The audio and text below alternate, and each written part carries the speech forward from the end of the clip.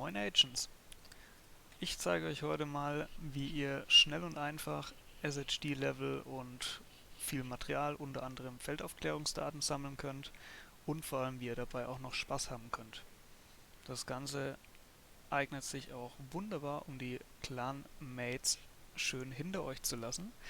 Wie ihr hier schön sehen könnt, ich habe mit der Methode Easy 17 SHD-Level in einer Stunde schaffen können. Und wie das Ganze geht, das zeige ich euch jetzt. Wenn es euch interessiert, bleibt dran. Ich zeige euch in dem Video einen Vergleich zwischen Summit und Open World. Was ist effektiver mit SHD und Optimierungsmaterial sammeln? Ich zeige euch, wo ihr das Ganze machen könnt und warum genau da. Ich zeige euch auch, wie ihr das Ganze machen könnt und ich gebe euch auch ein passendes Bild an die Hand, mit dem ihr das Ganze schön und easy machen könnt. Bevor wir voll durchstarten, würde ich mich freuen, wenn ihr ein Like da lasst. Und falls ihr mehr Content rund um The Division 2 sehen wollt, abonniert auch gerne den Kanal. Wird in Zukunft weitere Bildvideos geben, Speedruns, alles Nützliche, was ihr rund ums Spiel wissen wollt. Wir fangen an mit dem Vergleich zwischen Summit und Open World. Ich habe das Ganze wie folgt aufgebaut. Ich bin jeweils eine Stunde einmal alleine sowohl Summit als auch Open World gelaufen und dann das Ganze auch nochmal zusammen mit einem Clan-Kollegen mit dem gleichen unter denselben Bedingungen und habe hier quasi den Mittelwert aus beiden Läufen, sowohl für Summit als auch Open World genommen. Mir ging es hauptsächlich darum, wie viel SHD-Level kriegen wir hin, wie viel Material können wir sammeln, sei es die üblichen Stahl, Poly, Carbonat, Druckerfilament und was natürlich sehr wichtig ist aktuell, Feldaufklärungsdaten einfach für die Optimierung. Einfach für euch mal kurz der Vergleich. Wir kriegen hin im Summit 7 bis 8 Levelaufstiege, in der Open World 16 bis 17. Also schon deutlicher Unterschied. Vom Material her haben wir einmal im Summit knapp unter 800 Materialien. In der Open World sind es weit über 1600. Also auch hier Riesenunterschied. Vom Loot her sieht es auch recht ähnlich aus. Im Schnitt haben wir in der Open World an die 120 Sachen gesammelt. Also völlig egal, ob das Westen, ob das Knieschoner oder Waffen waren. Einfach alles durch die Bank mal geguckt, was kriegen wir. Im Summit waren es nur 84 im Schnitt.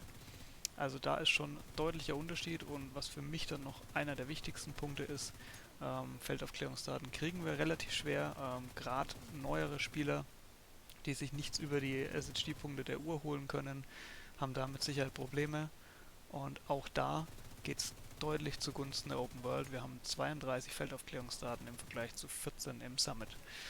Wohlgemerkt ist bei dem Summit-Farmen bei einem frischen Lauf, also sprich von Etage 1 mit ebenfalls 4 Direktiven, genauso wie in der Open World gelaufen worden, auf heroisch. Ich habe möglichst viele Herausforderungen, die nebenbei gehen, also keine, die mich extrem aufhalten, mitgemacht. Ja, das war das Ergebnis. Also es sieht ganz klar so aus, dass die Open World einiges effizienter ist. Dementsprechend einziger Pluspunkt, den man natürlich dem Summit zugute rechnen kann, wir kriegen Target Loot, aber auch hier eben, ich habe es ja gesagt, knapp 50% weniger Loot im Schnitt wie in der Open World. Also falls in der Open World der passende Target Loot ist, den ihr braucht, dann wisst ihr, was ihr tun könnt. Für die Tests war ich in Heroisch unterwegs mit 4 Direktiven. Lediglich den Munitionshorder habe ich ausgelassen. Ansonsten Nebel des Krieges, schwer verdient, Wüter und Fertigkeitenplünderung kann man hier wunderbar mit nutzen bei dem Bild. Keins der Sachen ist großartig hinderlich für die Spielweise, die wir haben und wir kriegen 100% mehr XP. Das gleiche haben wir auch im Summit so genutzt, um es eben vergleichbar halten zu können.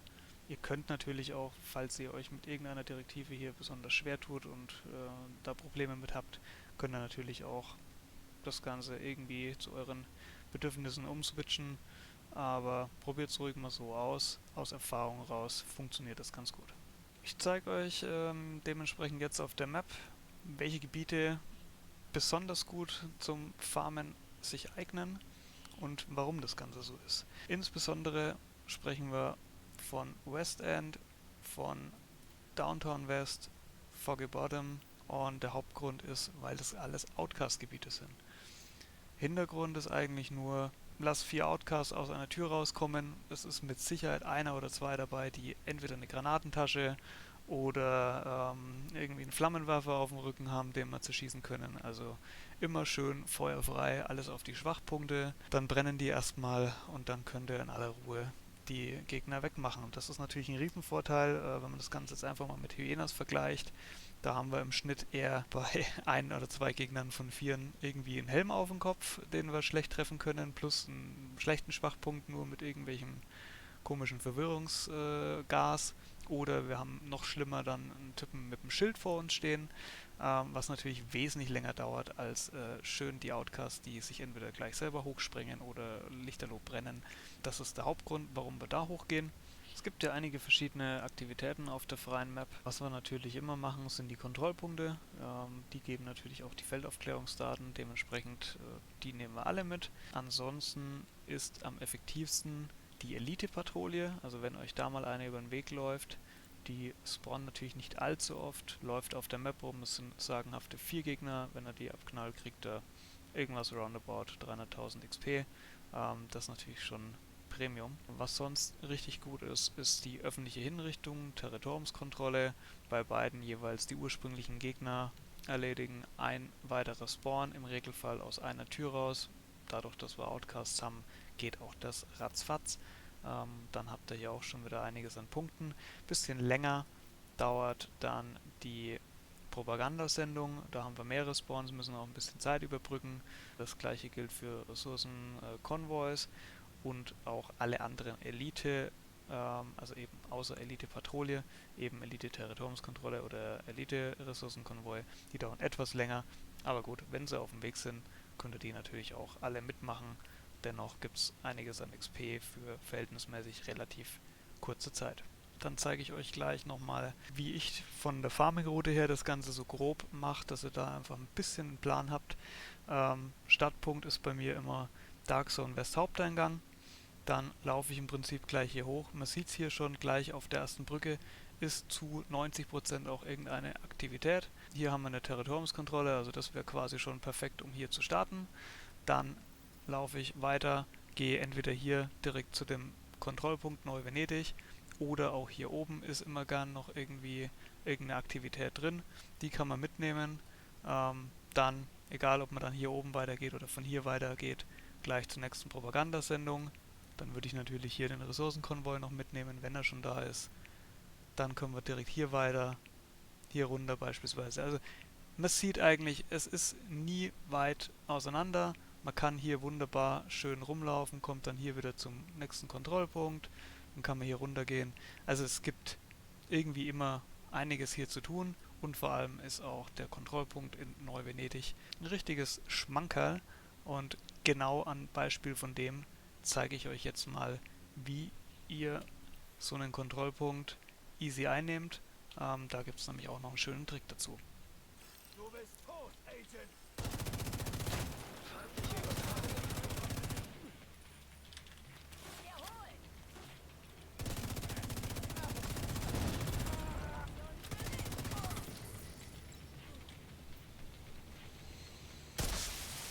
Verstärkung trifft ein. So, ganz wichtig ist hier Land, wo die Spawnpunkte bei den Kontrollpunkten sind und farm die Gegner direkt am Spawnpunkt ab. Es gibt nichts Einfaches wie Outcast direkt am Spawnpunkt zu erledigen. Schwer gepanzerter Feind erkannt.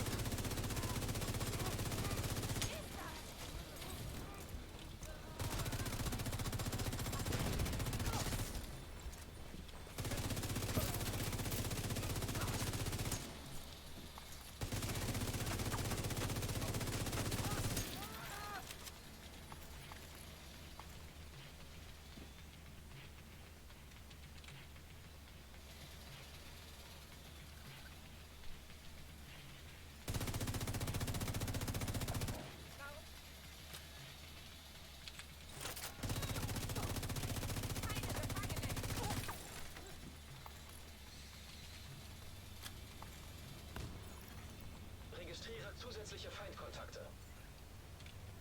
So, hier bei dem Kontrollpunkt gibt es exakt 2 Spawnpunkte, wo die Gegner kommen können, wenn sie wieder angreifen. Und das hier in der Tür ist der eine. Und der andere, wie ihr gerade schon gesehen hattet, ist hier oben. Ihr könnt beides schön von der Position hier aus erledigen. Und man sieht schon, dass oben schon das Brandsymbol über einem Gegner ist. Und genau das ist das, was wir hier brauchen.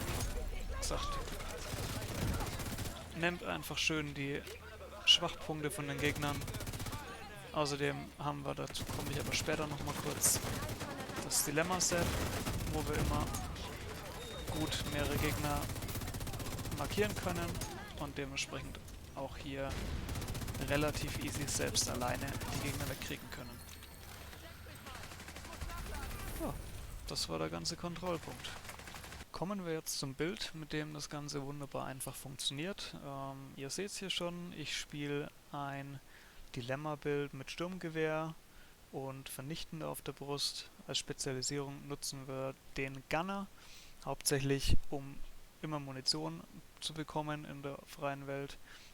Außerdem haben wir natürlich den Vorteil, dass wir nach jedem Kill schneller schießen und ein bisschen Rüstung zurückbekommen. Als Waffe habe ich die FAMAS mit Schaden gegen ungedeckte Ziele. Lebensenergieschaden, Sturmgewehrschaden ist eh klar. Talent nutze ich flinke Hände. Hier haben wir ja eh ein Crit-Bild, dementsprechend kriege ich viele kritische Treffer, die wir dann dementsprechend 4% pro Crit-Treffer auf das Nachladetempo eben einen Bonus geben, bis zu 40 Stück.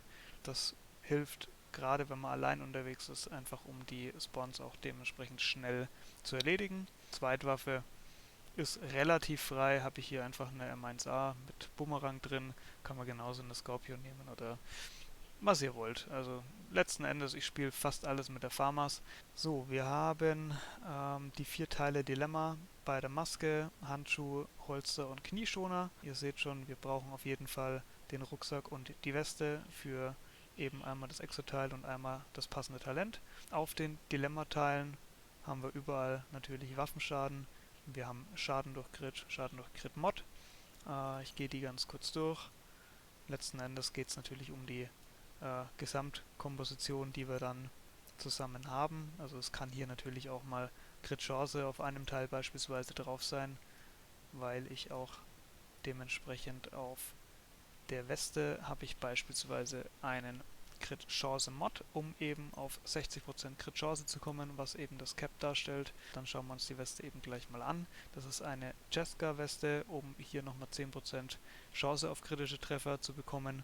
Ansonsten auch hier Waffenschaden, Crit-Chance, Crit-Schaden und eben, wie angesprochen, der Crit-Chance-Mod. Talent spielen wir hier vernichtend.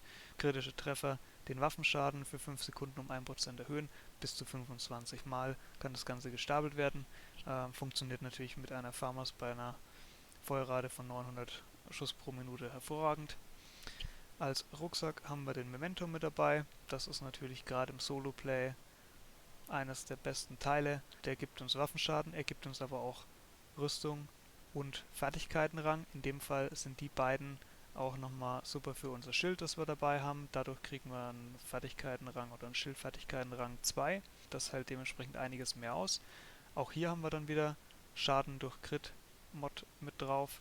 Und was uns hier natürlich extrem hilft, ist einfach das Talent vom Memento, dass wir einfach einmal einen Langzeitbonus haben und einen Kurzzeitbonus. Wir killen einen Gegner, der lässt ein Token fallen. Wenn wir das aufsammeln, können wir bis zu 30 Stapel aufbauen. Das wäre der Langzeitbonus. Über den kriegen wir eben 300 Sekunden lang, der sich aber wohlgemerkt durch jedes Token, das wir einsammeln, wieder refresht. Also wenn wir nicht gerade 5 Minuten lang gar nichts machen, dann haben wir den eigentlich, wenn er einmal aufgebaut ist, fast immer da. Es sei denn, wir sterben komplett, dann ist er weg, dann muss er neu aufgebaut werden, das ist der einzige Punkt. Aber wir kriegen hier eben plus 1% Waffenschaden, 30 mal stapelbar, also 30% Waffenschaden, das ist natürlich schon genial. Und dann haben wir auch noch hier den Kurzzeitbonus, der eben danach skaliert, wie viel Kernattribute wir von welcher Kategorie haben. In dem Fall haben wir ja ausschließlich Waffenschaden. beziehungsweise über dem Memento direkt haben wir natürlich auch einmal noch Rüstung und einmal Fertigkeiten dran, aber das ist eher zu vernachlässigen. Aber sprich, wir haben 5% Waffenschaden für eben alle 6 Teile, also 30% Waffenschaden nochmal über 10 Sekunden, sobald wir einen Token einsammeln. Gerade wenn viele Gegner aus einer Tür rauskommen, der erste brennt, kriegen wir auch durchaus mal den einen oder anderen roten vielleicht schon in der Tür. Dadurch geht das Token im Regelfall direkt an uns, weil er vielleicht noch nicht quasi auf der eigentlichen Map ist. Also wir müssen teilweise das gar nicht einsammeln und haben instant 30% mehr Waffenschaden für 10 Sekunden. Ansonsten läuft man halt mal kurz rein, sammelt eins ein. Das funktioniert wirklich hervorragend. Als Skills habe ich hier einmal das Schild mit dabei. Als zweiten Skill zur Sicherheit, gerade wenn ich allein spiele, natürlich ein Wiederbeleber. Ihr könnt natürlich da auch was anderes spielen, aber mit der Kombi fahre ich soweit ganz gut. Das war's dann auch von meiner Seite. Wenn euch das Video gefallen hat, würde ich mich freuen, wenn ihr einfach einen Like da lasst. Gerne auch mal einen Kommentar reinschreibt, wie euch das Ganze gefallen hat, ob ihr da auch schon Erfahrungen dazu gemacht habt oder vielleicht sogar noch bessere Möglichkeiten kennt. Lasst es mich wissen und ansonsten freue ich mich, wenn ihr mal wieder reinschaut. Lasst ein Abo da. Macht's gut, euer Schlumpf666. Ciao, ciao.